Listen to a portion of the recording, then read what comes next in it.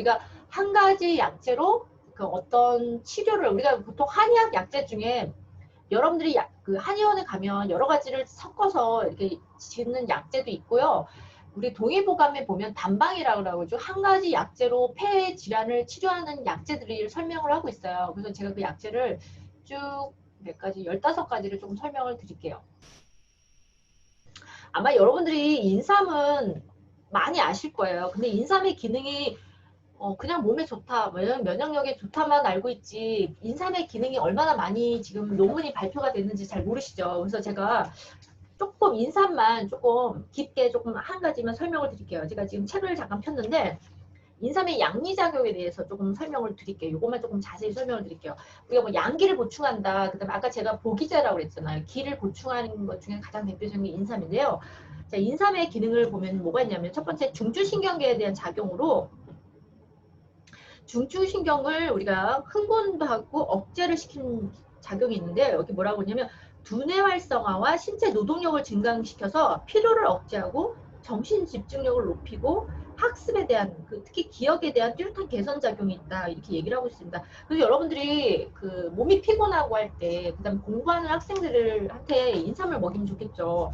그 성분 진세노사이드라는 성분 때문에 그러고요. 두 번째 면역 증강 작용이 있다. 이것도 진세노사이드의 성분이 어떤 효과를 내냐면 NK세포를 활성화시킨다고 하는데 여러분들이 우리 몸에서 면역세포들이 있어요. 그 중에 NK세포라는 게 있는데 아마 제가 예전에 다른 영상 강의에서도 아마 제가 말씀을 드렸는데 우리 몸에서 여러분들이 암세포라든지 바이러스를 바로 즉각적으로 잡아먹는 세포가 있어요. 그게 NK세포예요. 굉장히 중요한 세포인데 이 NK세포가 요즘 그 항암 암 환자들 치료에 많이 사용한다고 제가 전에도 말씀드렸는데 그 인삼이 바로 NK세포를 활성화시키는 역할을 하고요. 세 번째 심혈관계에 대한 작용으로서 강심작용. 강심작용은요. 심장의 수축력을 강화한다. 그러니까 심장의 기능을 강화한다고 이해하시면 될 거예요. 그 다음에 혈관과 혈압에 미치는 작용은요. 혈관을 확장시켜가지고 혈압을 떨어뜨리는 역할을 하고요. 그 다음 네 번째로는요. 혈액과 조혈계통에 미치는 작용이 진세노사이드가 혈액 응고를 방해해야 한다. 그러면 어떻게 되겠어요? 혈액순환을 촉진하겠죠. 그리고 혈전을 방해하는 거죠. 그러니까 피 속에 떡이 새겨 있는 혈전을 생기는 걸 방해하고 그걸 응고를 방지해서 예, 혈액순환을 촉진시키고요. 그 다음 다섯 번째 내분비 계통에서는요. 어떤 작용을 하냐면 인체의 그 시상하부와 뇌하수체, 부신피질에 대한 흥분 작용을 통해서 인체의 스트레스를 줄여주는 작용을 한다고 합니다. 그 다음에 또 어떤 작용이 있냐면 뇌하수체 전엽에서 이건 다 뇌 쪽이에요. 우리의 성선 자극 호르몬 분비를 증가시킨다. 호르몬 분비를 증가시키면 아무래도 어떤 그 성적인 능력이나 이런 쪽에 조금 도움이 되겠죠. 그 다음에 갑상선 기능을 증강시킨다는 이 연구 결과도 있습니다. 그러니까 여러분들이 갑상선 기능 저하가 있으신 분들 있잖아요. 이런 분들한테 조금 인삼을 먹으면 좋겠죠. 그 다음에 여섯 번째는요. 당 대사인데 혈당 강화 작용이 있습니다. 그러니까 여러분들이 당뇨 질환이 있으신 분들은 좀 좋겠죠. 그 다음에 단백질과 핵산 대사에 대한 작용은요. 단백질 합성 촉진 인자라는 성분이 있어요. 그러니까 여러분들이 어떤 DNA, RNA 생합성을 촉진하고 단백질을 합성을 촉진한다는 연구 결과도 있습니다. 그 다음에 또 지질 대사에 대한 작용도 있는데요. 우리가 몸에 안 좋은 LDL이라는 콜레스테롤이 있어요. 이것들을 억제하는 효과가 있어요. 그래서 고지혈증과 죽상동맥경화증의 형성을 예방한다. 이런 연구 결과도 있고요. 그 다음 항스트레스와 항피로작용 이런 작용도 있고요. 그 다음 항쇼크 작용. 항쇼크 작용은요. 그러니까 우리가 감염력으로부터 우리를 좀 몸을 보호해주는 역할도 있고요. 그 다음에 항노화 작용이 있습니다. 항노화 작용. 노화를 억제시키고 그다음 항암 작용도 있고요. 이렇게 10가지. 이렇게 인삼의 작용이 굉장히 많습니다. 그래서 여러분들이 인삼이 좋다고 여러분들 알고는 계시는데 구체적으로 어떻게 좋은지를 아마 잘 모르셨을 거예요. 그래서 인삼 한 가지만 먹어도 여러분들 폐 건강을 좀 높이는 데 도움이 될 수 있겠죠. 그 다음에 천문동, 맹문동도 마찬가지로 폐의 기능을 안정화시키고 맹문동 같은 경우는요. 폐열을 치료한다는데 이거는 우리 몸에 진해를 만들어주는 역할을 합니다. 그래서 여러분들이 여름에 이렇게 땀을 많이 흘리잖아요. 여름 되면 더워서 땀을 많이 흘리잖아요. 그래서 우리가 한의학에 보면은 맹문동하고요, 인삼하고 오미자 3가지 된 약을 끓여서 이걸 생맥산이라고 해서 우리 여름에 땀을 많이 흘렸을 때 우리 몸에 진해를 보충해주는 역할을 하는 거예요. 그래서 여러분들 이걸 집에서 끓여서 차게 냉장고에 식혀가지고 여러분들 땀 많이 날 때 이럴 때 드시면 우리 몸에 진액도 보충하는 데 좀 도움이 되겠죠.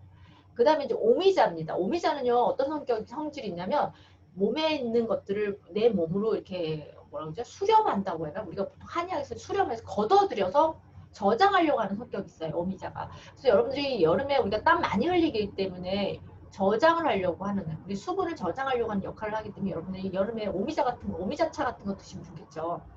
그 다음에 이제 더덕이 좋은 거 많이 아시죠? 우리가 보통 사삼이라고 하는데 이건 우리 이거 보통 더덕이라고 하는 한약으로 사삼이라고 하는데 폐의 기능을 북돋워주고 폐 속의 음기를 보충해 준다 이런 얘기도 있고요.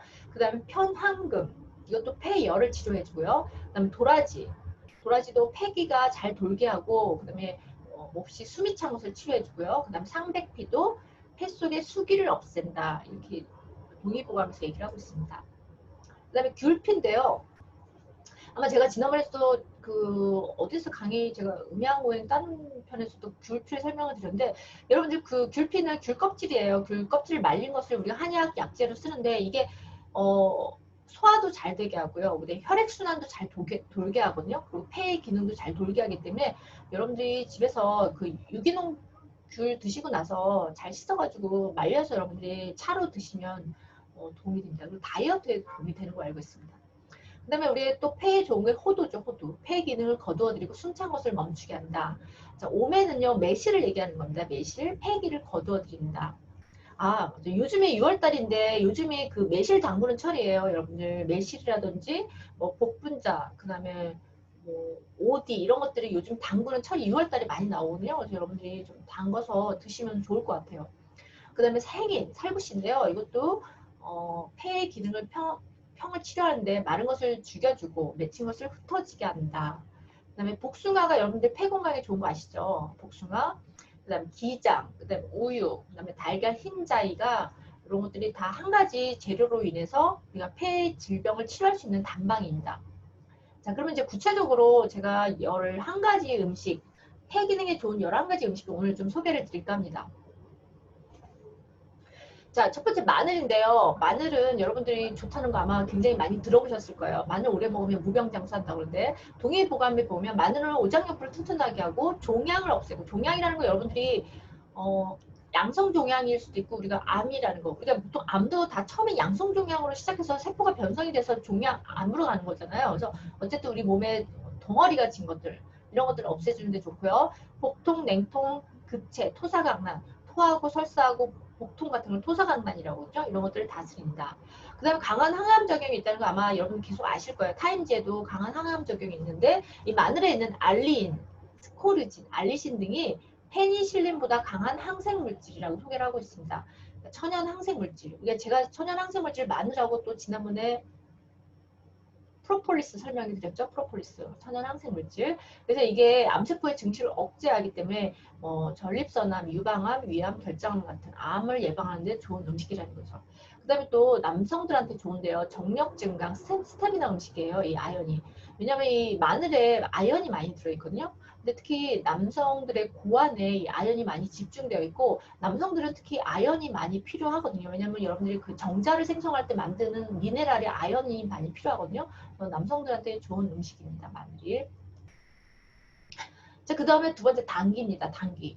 여러분 당귀도 이 한약재예요. 여자들의 보통 약재는 거의 들어가거든요. 당귀가. 그리고 여러분들 뭐 이렇게 생긴 게 이렇게 생겼는데 여러분 아마 쌈채소, 쌈밥 같은 데 가면 이렇게 나오는 거 아마 드셔봤을 거예요. 이게 뭔지 모르고 드셨을 수도 있는데 쌈밥집 같은 데 보면 이렇게 나오거든요.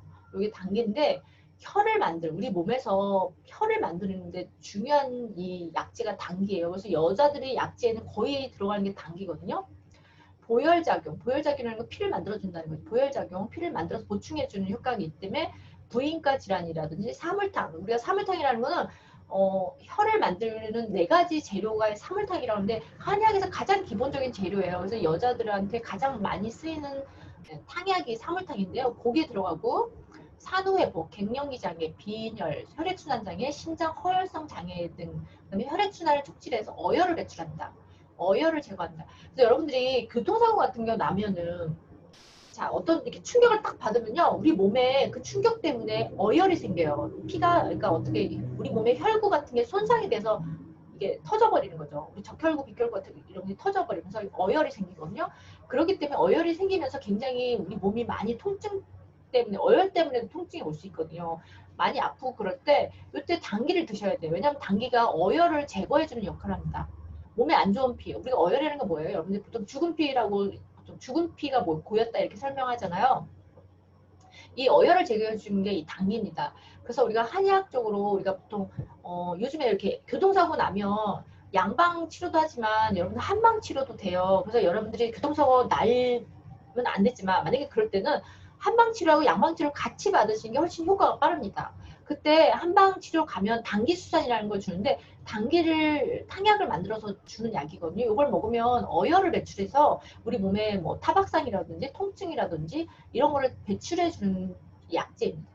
그 다음에 또 당귀가 어디가 많이 들어갔냐면 여러분들 그 한방 화장품 같은데 이 피부 윤기나 윤택을 주는 효과가 있고 윤조 효과라고 그러요 그거. 그래서 여러분들이 그 한방 화장품 같은 데 보면 당귀가 많이 들어갑니다. 자, 세 번째 굴이에요. 이렇게 굴인데, 자, 굴을 먹어라 그러면 오래 살아가리라는 서양 속담입니다. 이 굴은 천연 정력제입니다. 이 굴에도 마늘하고 비슷하게 아연 성분이 많이 들어있어요. 아연.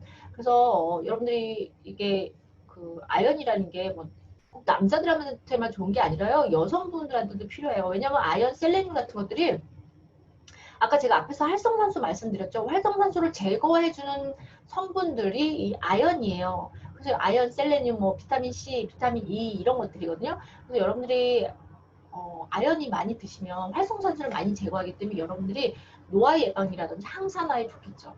그래서 굴을 많이 먹으면 또 남성 호르몬인 테스토스테론 이 호르몬을 활성화하기 때문에 남성들한테 좋다고 하는 거거든요.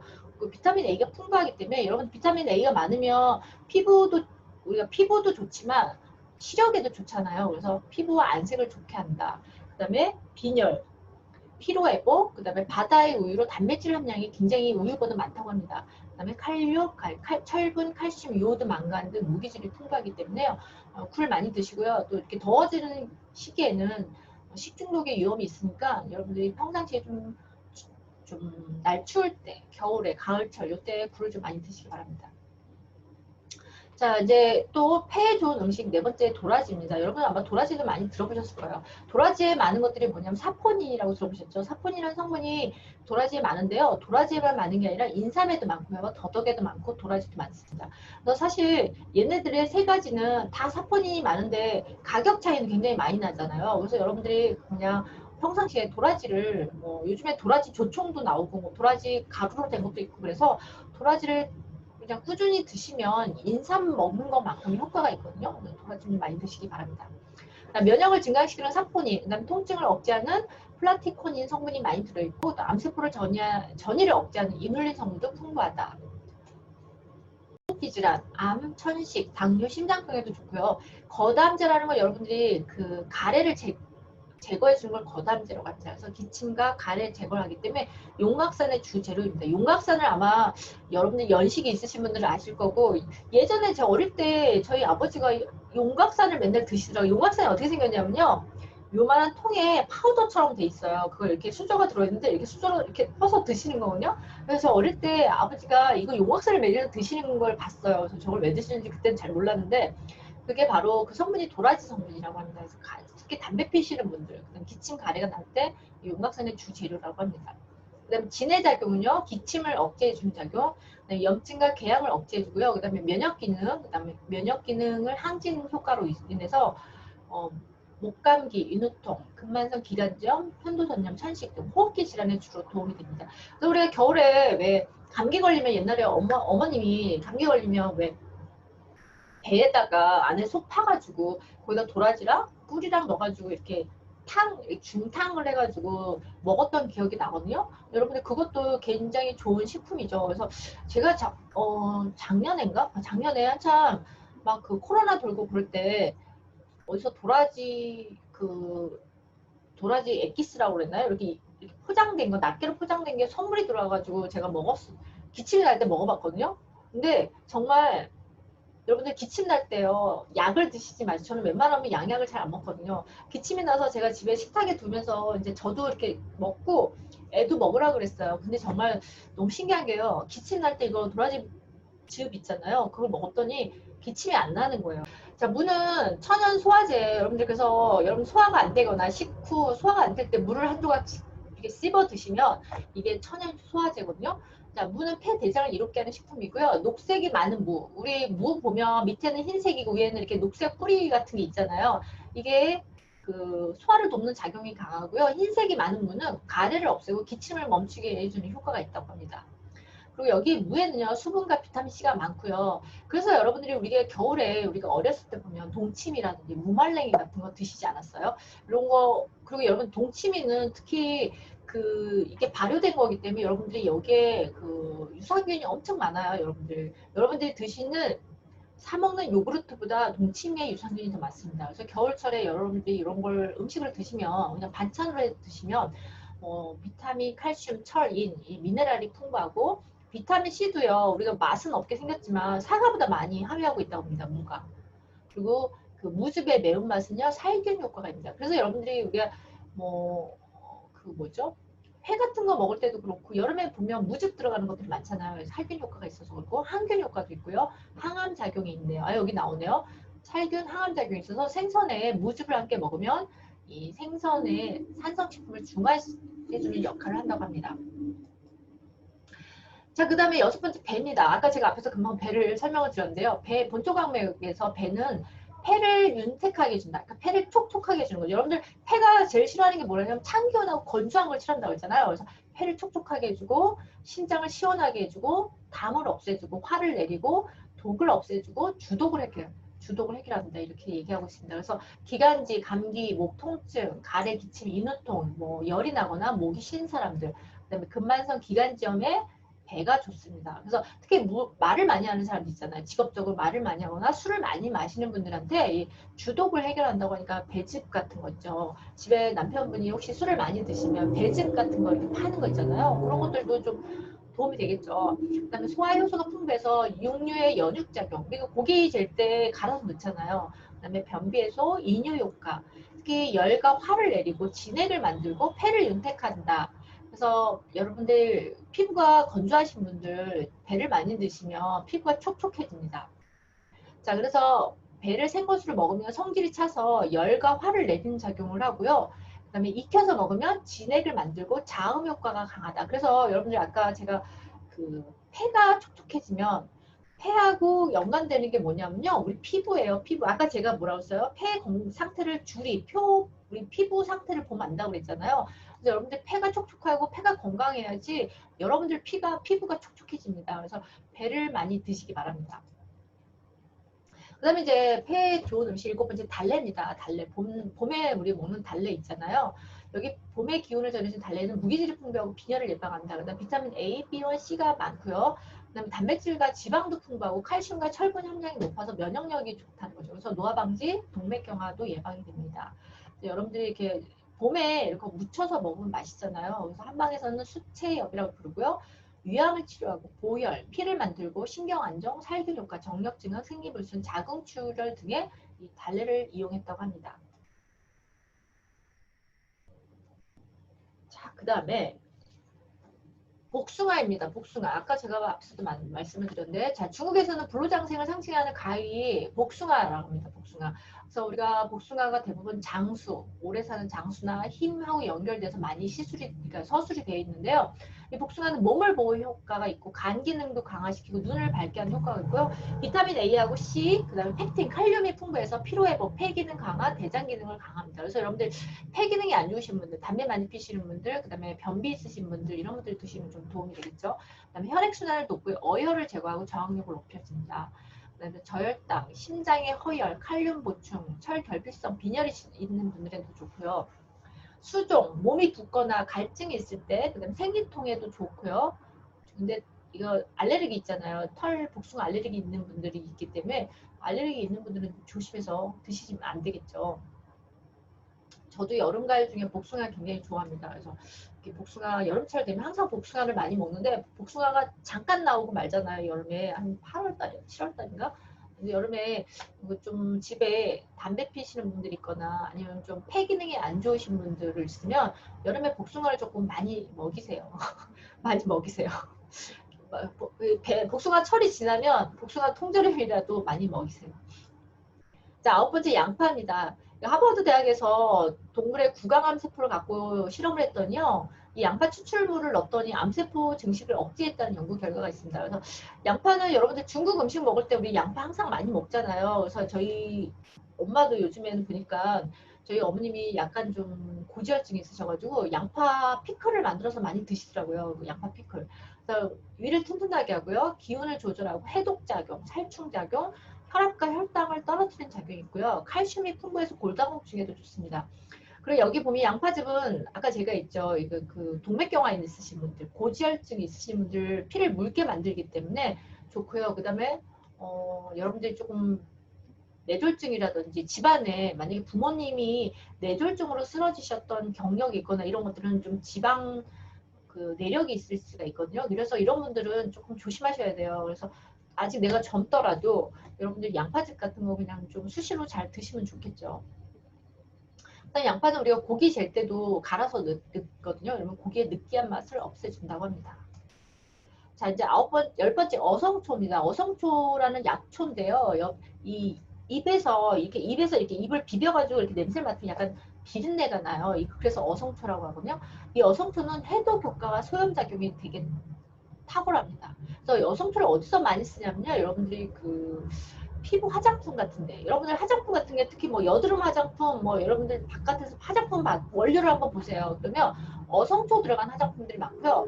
또 어성초 어디에 좋냐면 여드름에 굉장히 좋아요. 그래서 저는 제가 그 지금은 피부 상태가 좋은데 제가 20대 때 여드름이 갑자기 났었어요. 대학교 4학년 때. 갑자기 여드름이 성인 여드름이죠. 뒤늦게 여드름이 나가지고 그때 제가 그 한참 여드름 치료도 많이 받으러 다니고 그래서 이쪽 여드름 쪽에 제가 굉장히 깊이 팠거든요. 근데 뭐가 좋냐면 어성초 팩으로 하시면 굉장히 도움이 됩니다. 어성초 가루를 팔아요. 여러분 인터넷 같은 데 보면 아니면 약재상 같은 데 보면 어성초 가루를 팔거든요. 그래서 집에 아이가 여드름이 나거나 그러면 어성초하고 뭐 한방 감초 같은 거, 뭐 그다음에 뭐 율피 이런 것들을 녹차 이런 것들 있잖아요. 이런 가루를 잘 섞어가지고 팩으로 해보세요. 그럼 여드름 효과에 굉장히 좋습니다. 여드름, 그러니까 염증을 가라앉히고 해독 효과가 좋습니다.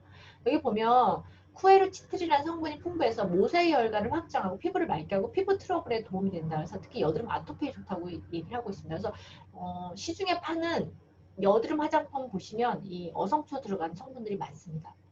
그리고 어성초 물을 끓여가지고 이게 몸에 뿌리거나 목욕을 하는데도 사용했다 합니다. 특히 아토피 있는 분들 이렇게 사용하시면 좋겠죠. 해열 작용 있고 배농, 그러니까 염증 농을 없애주고 폐농약, 폐렴, 근만성 기관지염, 장염, 요로 감염증, 종기 같은데 이게 약초기 때문에요. 끓여서 먹을 수도 있고요. 여러분들이 이렇게 팩으로 할 수도 있고 피부 바깥에 바를 수도 있거든요. 근데 어성초는 성질이 찬 약재이기 때문에 많이 드시면 안 됩니다. 많이 드시면 안 되고요. 그 다음에 이뇨작용이 좋아서 부종, 만성 신염에 효과가 있고요. 습을 제거함으로 여러분들 우리 여름에 보면 장마철 같은데 습하잖아요. 근데 이 습이 우리 몸에 관절 같은데 들어오면 이게 통증을 유발할 수 있거든요. 그래서 왜 우리 할머니들이 비 오는 날 뭐 허리가 아프니 무릎이 아프니 이런 것들이 이 습 때문에 그러는 거예요. 습. 여러분들 아까 우리가 공기 중에 풍이라든지 습이라든지 뭐 건조한 공기라든지 이런 기후 같은 것들도 우리 몸에 들어와서 우리 몸에서 질병을 일으킬 수 있거든요. 한의학에서는 그래요. 그다음 차가운 기운도 우리 몸에 들어와서 병을 일으킬 수 있는데 그 중에 하나 이 습도 마찬가지예요. 이 습이 우리 관절 같은 데 들어와서 여러분들이 통증을 유발할 수 있거든요. 그래서 이때 습을 제거할 때 여러분들이 율무가 도움이 된다는 거예요. 지금 율무 얘기하는 겁니다. 율무. 자, 그래서 율무가 이런 습을 제거하는 데 도움이 되고 통증을 완화시킨다. 그래서 여러분 장마철 때 근육통이 있는 거고요. 그 다음에 정신적 기복으로 발생하는 발작적이고 반복적인 통증에도 효과가 있습니다.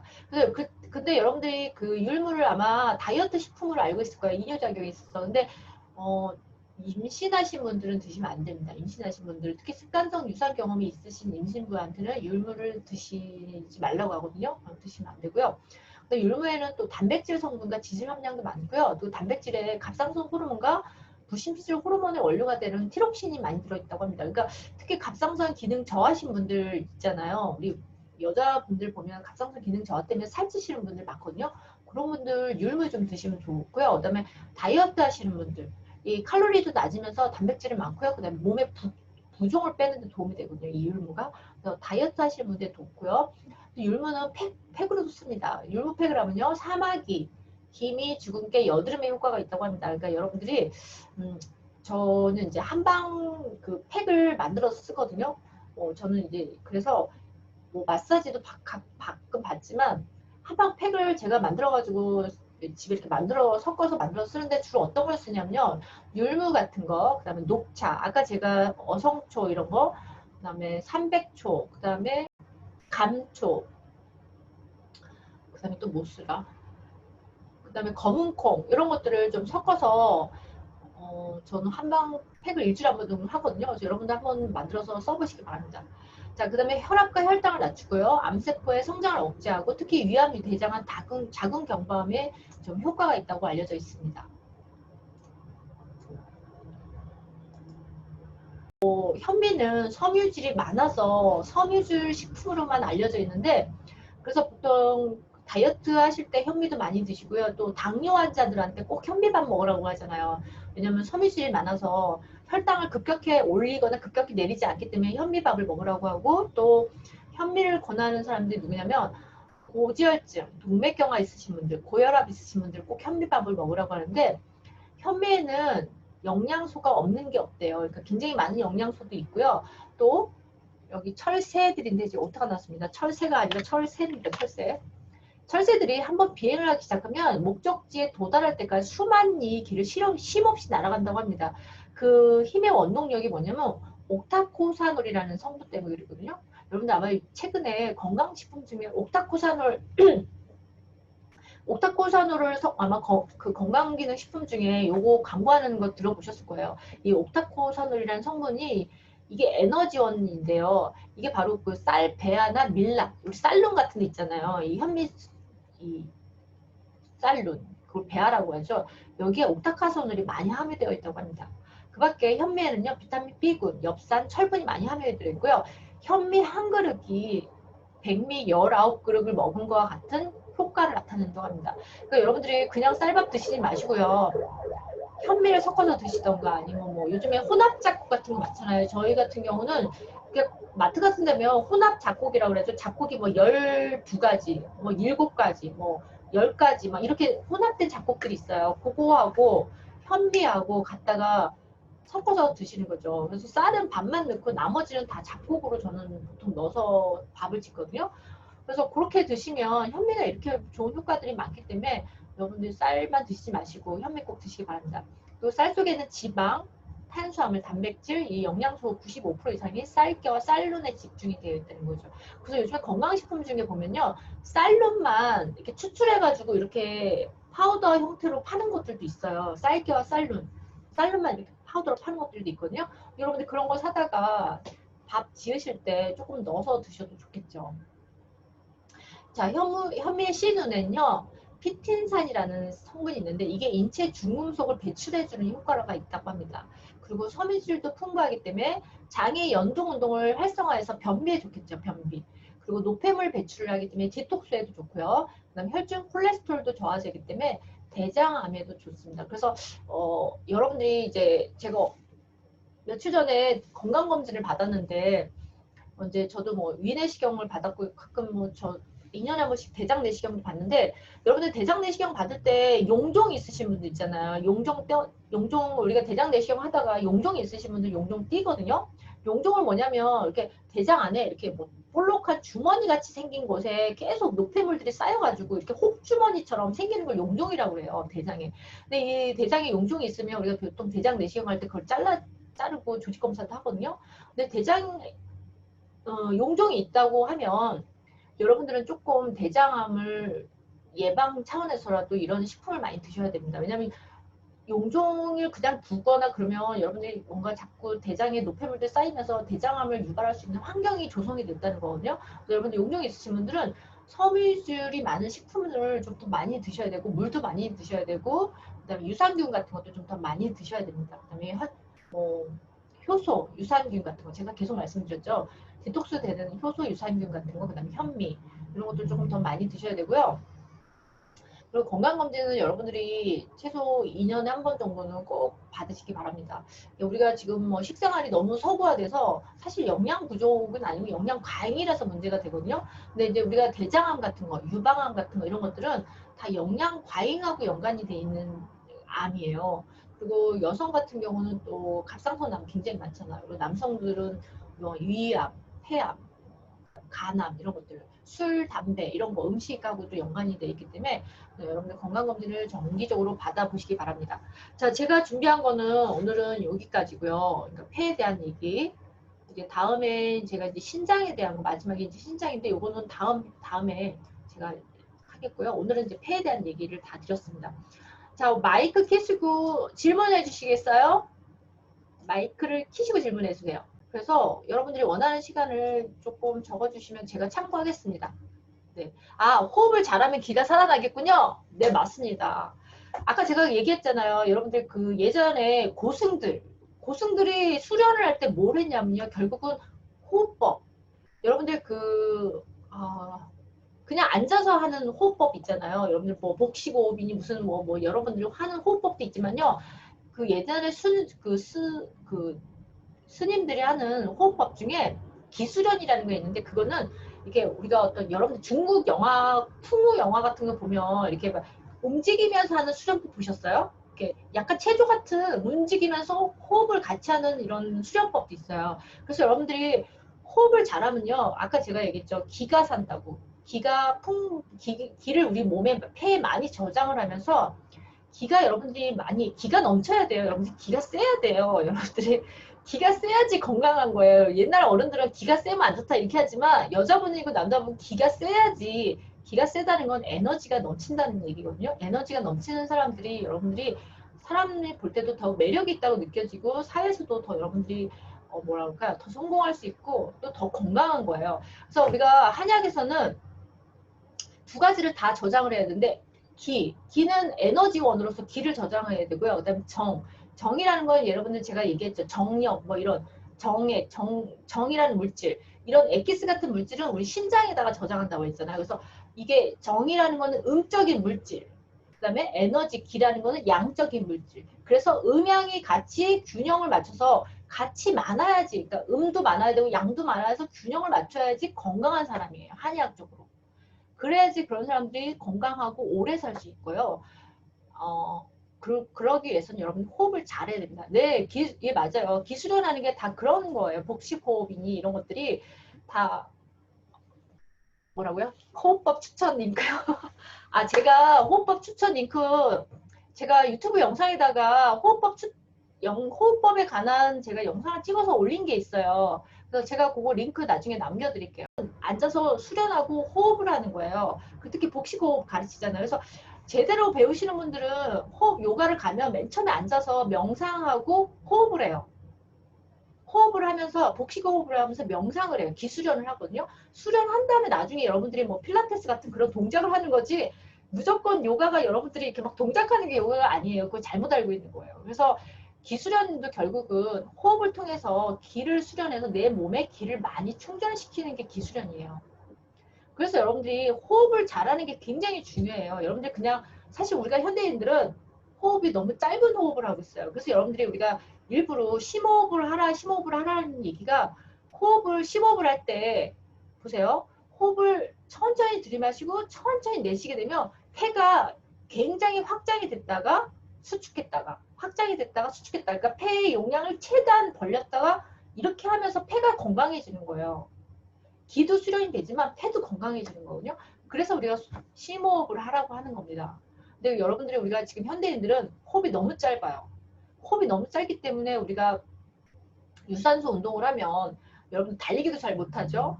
등산 가면 어때요? 너무 숨 차가지고 등산 잘 못 올라가죠. 계단만 올라와도 여러분들 숨 차서 막 중간에 쉬어야 되잖아요. 호흡이 너무 짧아서 그런 거예요. 헐떡거리는 거죠. 근데 이게 수련이 잘 되신 분들 보세요. 예전에 제가 설악산인가? 지리산인가? 설악산에 가면 그런 분들 있잖아요. 음식물 날라서 꼭대기까지 음식물 날르는 분들이 있어요. 제가 그 명칭을 모르겠는데 그분들을 부르는 명칭이 있는데 세파라고 그러나? 그분들 보시면 막 산을 날라다녀요. 그렇게 무거운 짐을 메고도 산을 날라다니는데 숨도 안 차세요. 그분들 보면. 그분들 수련이 돼서 그래요. 호흡법이 수련이 돼서 그렇거든요. 그분들 굉장히 건강하세요. 그러니까 여러분들이 오래 사시려면 사실 이 복식 호흡을 통해서 호흡법을 수련하셔야 돼요. 그리고 가장 문제가 우리가 80대 노인분들이 많이 돌아가시는 이유가 뭐냐면 우리가 그 항제내경에 보면 중국 고서의 항제내경에 보면 나이대마다 갑자기 기능이 확 떨어지는 게 있는데 80대 폐 기능이 확 떨어져요.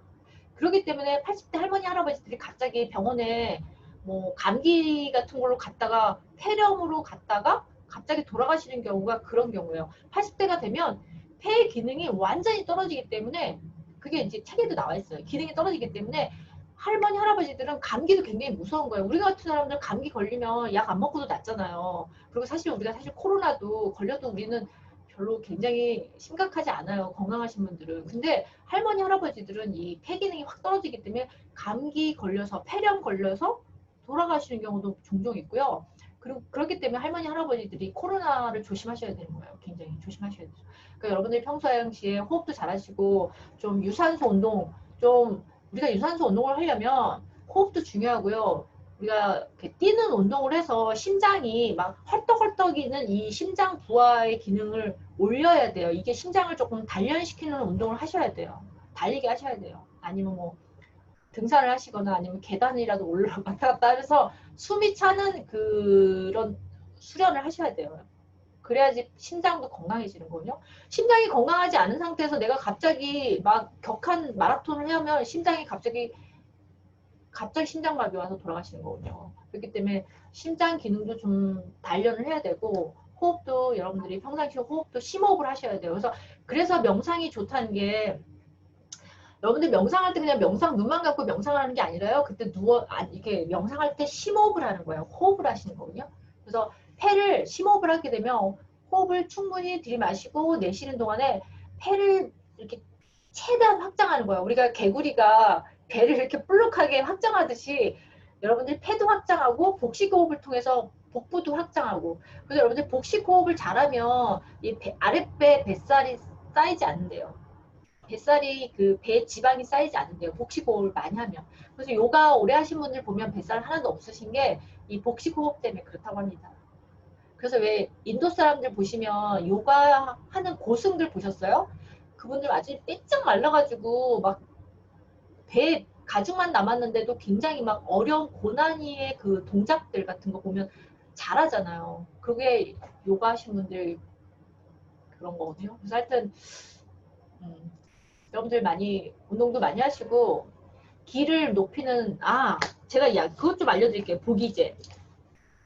자, 아까 제가 한약재 중에 보기제라는 게 있다고 했잖아요. 기를 보충해주는 약재들이 있는데 제가 나중에 제가 그 한방 양약 강의로도 이걸 또 개설을 하려고 하는데 한약재에 대한 강의를 나중에 만들어서 개설해 드릴게요. 근데 보기제가 뭐냐면요. 대표적인 게 인삼, 그다음에 황기 아시죠? 우리 삼계탕 끓일 때 넣는 황기, 그다음 백출, 그냥 산약 아시죠?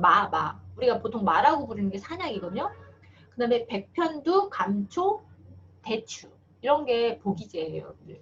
이런 게 기를 보충해 주는 거예요. 그래서 여러분들이 뭐 집에 공부하는 아이나 여러분들도 그렇고 집에 가족들도 그렇고 이런 것들을 자주 드시면 여러분들한테 기를 보충해서 기가 살아야지 에너지가 높아집니다. 네. 또 질문 있을까요? 질문 있으면 질문해 주세요. 여러분들 마이크 켜고 질문해 주세요. 여러분 폐 건강 굉장히 중요합니다. 여러분들 지금 코로나도 돌고 있고 그리고 여러분 나이 먹으면 정말 폐 기능이 확 떨어지거든요. 그래서 여러분들 평상시 운동도 그래서 운동하셔야 돼요. 네. 저는 여기 사무실이 9층이거든요. 그래서 저 가끔 점심 먹고 일부러 신발 편한 거 신고 여기 9층에서 이쪽 1층에서 9층까지 계단을 올라와요. 1층에 막 점심 때 사람이 너무 많아가지고 계단을 올라오는데 한 7층 오면 숨이 차더라고요. 숨이 차는데 자꾸 하면 그것도 익숙해져요. 숨이 안 차요. 어느 순간. 등산도 마찬가지예요. 제가 등산을 예전에 이제 좀 시간이 날 때 등산을 자주 했었는데 등산을 제 동생이랑 가면 제 여동생이 나이도 훨씬 어린데도 저 밑에서 못 올라오는 거예요. 숨이 차가지고. 걔는 평상시 운동 안 하거든요. 운동 하나도 안 하는데 저는 이제 평상시 운동도 많이 하고 저 매일 헬스도 하고 뭐 필라테스도 하고 뭐 골프도 하고 운동 많이 하거든요. 그래가지고 등산 가면 별로 숨이 안 차요, 저는. 근데 제 동생은 저 밑에서 숨 차가지고 못 올라오고 있어요, 보면. 그게 평상시에 여러분들 유산소 운동을 하고 안 하고의 차이가 그렇게 큽니다. 그리고, 예, 질문하세요. 네. 네, 복숭아. 아, 같지 않을까요? 저도 천도복숭아나 물론 뭐 이렇게 성분 차이가 조금 있겠지만 일단 복숭아라면 뭐 저는 성분은 효능은 같을 것 같아요. 네, 같을 것 같아요. 아, 그리고 네, 제가 또 예전에 티벳이라는 곳을 여행을 갔었어요. 제가 석사 논문 마치고서 티벳 고산지대 아시죠? 티벳. 거기가 보면 그 티벳 수도가 4,200m의 수도가 있어요. 근데 저희가 차를 타고 아래서부터 이제 이렇게 굽이 돌아서 가는데 가다가 보니까 사람들이 다 고산병이 와가지고 다 쓰러진 거예요.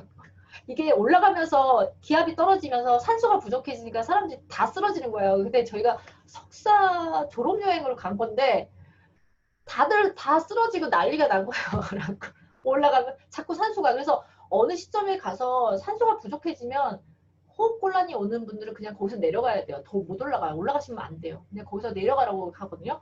근데 제가 그때 저는 일부러 가기 전에 막 굉장히 운동을 일부러 그 헬스를 많이 하고 좀 단련을 하고 갔어요. 그럴 그 고산병이 올 것 같아가지고 운동을 하고 와서 그런지 저는 고산병이 거의 안 왔어요. 저는 살짝 두통 정도? 두통 정도 왔는데 왜 운동 한 번도 안 하신 여성분들 같은 분들, 남성분들, 담배 많이 피신 분들은 막 산소호흡기 달고 있고 밑으로 내려갔어요. 한 3,000m, 2,000m부터 고산병이 오기 시작하면서 3,000을 못 넘기고 그냥 밑으로 하산하셨어요. 그분들 꼭대기까지 못 가셨어요. 그래서 여러분들이 평상시에 운동을 하고 안 하고가 그냥 평상시를 잘 몰라요. 근데 어떤 상황이 닥치면 여러분들이 운동하고 안 하고 굉장히 차이가 많습니다. 그래서 여러분들이 좀 평상시 운동도 많이 하시고 또 아까 제가 얘기했던 보기제 같은 거, 단방 약재 같은 거 제가 아까 말씀드렸잖아요. 단방 어디였어? 단방 한 가지 약재로 여러분들한테 여기 있네요. 단방 한 가지 약재로 여러분들 치료가 될 수 있는 것들, 뭐 인삼이라든지 맨문동, 오미자, 더덕 같은 거, 도라지, 그다음에 뭐 귤피, 호두, 오메, 매실이에요. 매실, 복숭아 이런 것들이 다 폐에 좋은 거거든요. 여러분들 평상시에 좀 어, 여러분들이 잘 활용하시면 건강에 도움이 좀 될 것 같습니다. 자, 질문 또 해주세요. 질문해주세요.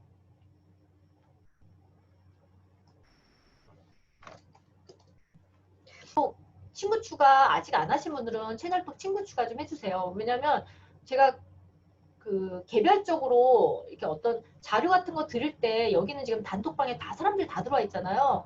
근데 그거 채널톡 추가하시면 개별적으로 제가 자료를 뭔가 개별적으로 들을 수가 있거든요. 그리고 개별 채팅을 할 수가 있어요, 기능이. 그래서 여러분들이 그 채널톡 영스랩 채널톡 추가해 주시면 제가 나중에 뭐 자료라든지 아니면 채팅이라든지 이런 것들 할 수 있으니까 채널톡도 친구 추가 꼭 부탁드립니다. 자, 질문 있으시면 질문해 주세요. 자, 그리고 혹시 여러분들이 다음에 듣고 싶은 자료, 뭐 예를 들면 기압, 머리 땡김 증상도 그렇죠. 예, 기압이 낮아서 맞아요. 기압이 낮아져서 예민하신 분들은 두통이 없거나 아니면 뭐 통증이 있거나 머리가 가장 대표적인 게 머리 통증이라든지 아니면 요통, 근육통 이런 것들이 오시는 분들 있잖아요. 기압이 낮아서 그래요. 이게 비 오기 직전에. 네. 그리고 특히 또 조금 혈압이 낮으신 분들, 혈압이 낮아서도 그럴 수 있거든요. 그러니까 여성분들 중에 좀 저혈압이 심하신 분들, 뭐 90에 60 막 이러신 분들은 좀 혈압이 낮아서도 아침에 머리가 좀 땡기거나 어지러운 증상이 있을 수 있어요. 그럴 때는 물을 조금 많이 드시고요. 좀 밖에 나가서 좀 걷거나 조금 뭔가 숨이 차는 활동을 하시면 심장이 좀 펌핑 되게끔. 네, 저혈압이어서 그랬어요. 그럴 때는 조금 걷거나 그러시면 심장이 좀 이렇게 펌핑 되는 활동을 하면 좀 압이 올라가요. 혈압이 낮으셔서 그럴 수도 있어요. 네. 네. 날씨 때문에 그럴 수도 있고요. 저혈압이 있으신 분들은 좀 머리 땡김 현상, 두통 증상 약간 그때 물 좀 많이 먹고 걸어서 심장을 자극하는 방법. 네. 자, 피해 좋은 음식 첫 번째가 마늘이고요. 마늘. 자, 두 번째가 당귀. 세 번째 굴입니다. 굴. 네 번째 도라지. 다섯 번째 무역. 여섯 번째 배. 일곱 번째 달래. 그 다음에 여덟 번째 복숭아, 양파, 어성초, 율무, 현미. 이 12가지. 네. 네네네. 기압에 민감한 사람들 폐 추천해 주신 음식과 복식호. 그렇죠. 운동하셔야 돼요. 그리고 기압에 예민하신 분들은요. 그러니까 호흡만 즉시 해도 그 압을 높일 수 있어요, 여러분들. 그러니까 호흡만 복식호흡을 하든지 예, 아니면 어, 복식 여러분들 혹시 그 요가 자세 중에 누워가지고 팔다리 들어서 이렇게 흔드는 동작 아세요? 그 이름이 있는데 명칭이 이렇게 요가 동작 중에 누워가지고 팔 다리를 올리고서 이렇게 터는 동작 있잖아요. 그거 뭐 이름이 있는데 아 갑자기 이름 생각이 안 나네. 그거만 하셔도 머리 쪽으로 혈액이 가게끔 그거만 하셔도 두통은 조금 완화돼요. 그러니까 머리 쪽에 결국 혈액이 좀 부족해서 그런 거거든요. 그리고 저혈압이신 분들은 압이 약해서 머리까지 혈액이 잘 못 올라가는 거예요. 그래서 그렇거든요. 그러니까 누워서 이렇게 손 발을 들어서 터는 동작이 있어요. 그렇게 되면 머리 쪽으로 혈액이 가겠죠. 그런 동작을 해주신다든지 아니면 복식호흡을 한다든지 아니면 나가서 조금 물 많이 드시고 걸어준다든지 그러면 바로 교감신경이 활성화되면서 심장이 조금 활동이 왕성해지면서 압이 높아져요. 네네. 네네. 네. 네, 팔다리 들어서 이렇게 터는 동작 있잖아요. 요가 동작 중에 마지막 동작. 그 이름이 있는데 걔 이름 무슨 명칭 생각이 안 나네. 네. 그 동작 말하는 거예요. 예. 그리고 복식호흡. 호흡을 자꾸 해보세요. 호흡을 하시면 네, 그런 것도 도움되고 또 물을 좀 드시고 저혈압이 있으신 분들은 이 혈액이 부족해서 그럴 수도 있어요. 그런 분들은 물 좀 드세요. 물을 한 두세 컵 좀 드세요. 그러면 두통 같은 건 바로 아까 그 달걀 흰자를 날 것을 먹기 쉽지 않잖아요. 우유도 폐에 좋다고 하니까 우유를 드세요. 우유나 아니면 호두 같은 거. 아니면 그 뭐죠? 은행 있잖아요. 은행도 폐 건강에 좋아요. 은행 한 10알 정도 구워서 드시는 것도 폐 건강에 좋거든요. 네, 은행 같은 거, 호두 이런 거 아니면 매실 액기스 담아가지고 매실차 같은 거 이런 것도 드시면 좋고요. 그다음에 몸이 아주 열이 많지 않으신 분들은 인삼 같은 거 좋고요. 열이 있으신 분들은 홍삼을 드세요. 홍삼을 드시고요. 열이 없으신 분들은 인삼을 드시고요. 그러니까 가장 대표적인 거는 인삼과 한기가 그다음에 대추 요게 가장 폐 기를 보충해주는 식품으로 알고 있어요. 네.